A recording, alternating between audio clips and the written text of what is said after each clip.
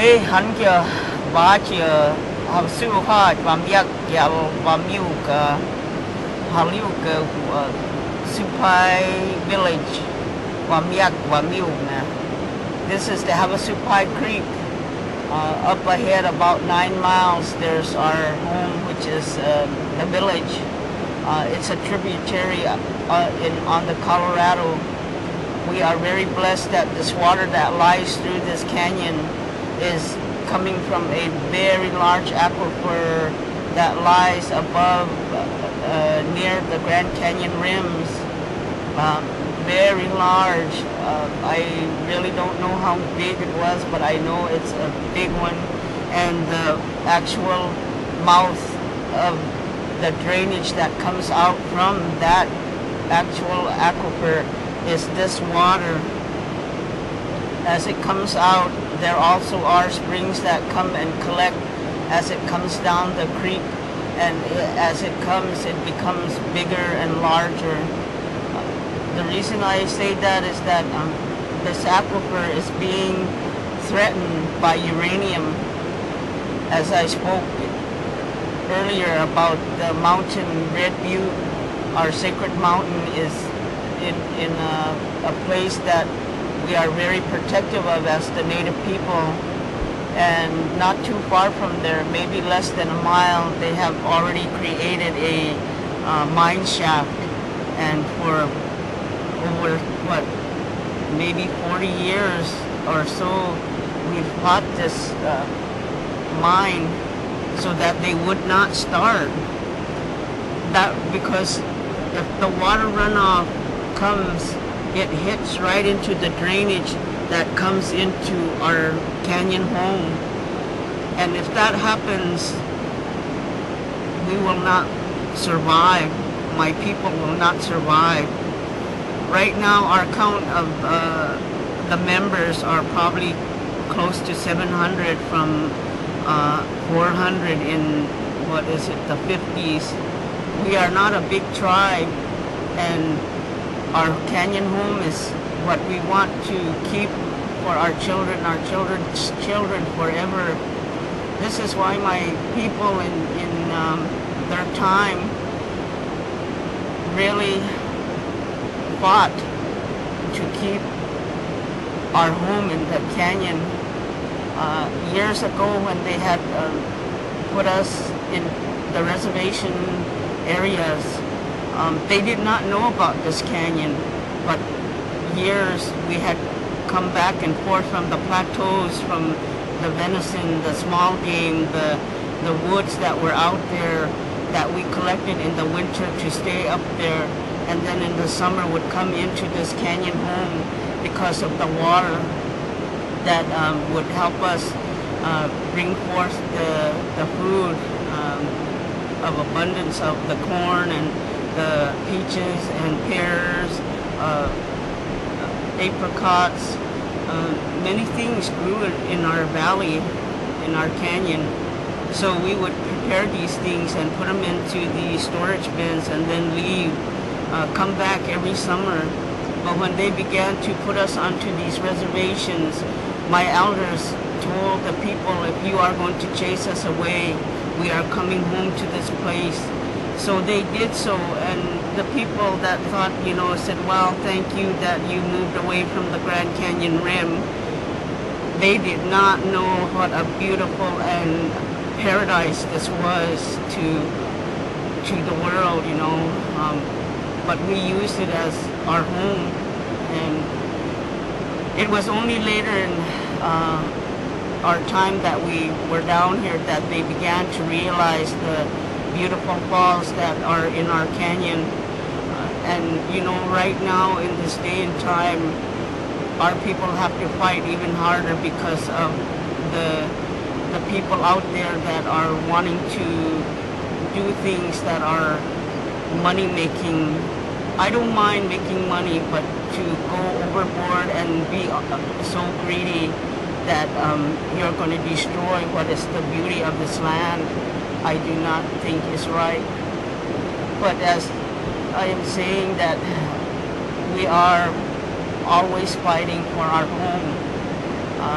and with going back to the uranium and having this aquifer be contaminated, my understanding of being contaminated from the uranium effects into this aquifer would take over maybe 100 or more years. I did hear somebody say maybe 1,000 years before it cleaned itself up, and we cannot wait that long.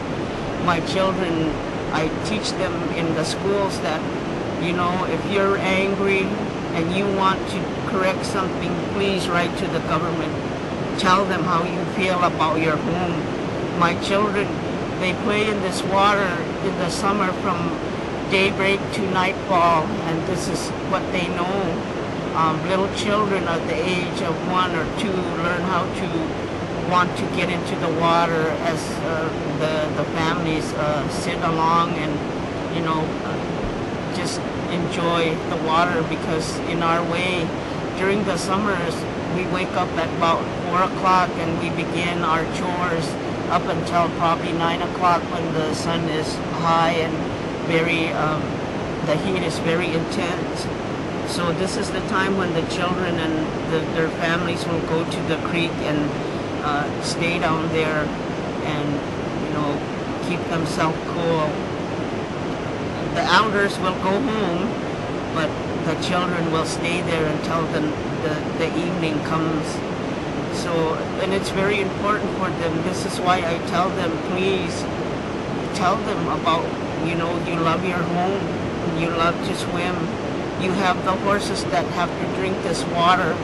The horses, sometimes when they're hurt, lame, this water is a very healing water.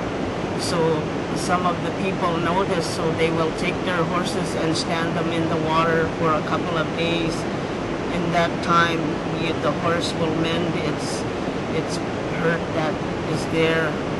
I also too want to say that this home is a very sacred place to us, because my ancestors walked these trails from many hundreds of years ago for being there when there was nothing but our own people working the lands and being there.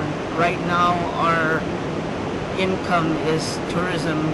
We bring in tourists to see our land, but we also do try to teach them to be in a good place and have respect for this area. And I do honor the people that are able to realize those things and give respect to the people in Supine. Many years that went by that nobody knew that we existed in this world. I can't recall, but I know that when we brought forth the Guardians of the Grand Canyon, since that point in time we have went out to be able to teach the world of who we are as a native people and a tribe, and how we live and where we live. And you know, it's very amazing when they hear that I live in the Grand Canyon and I am part of the Grand Canyon.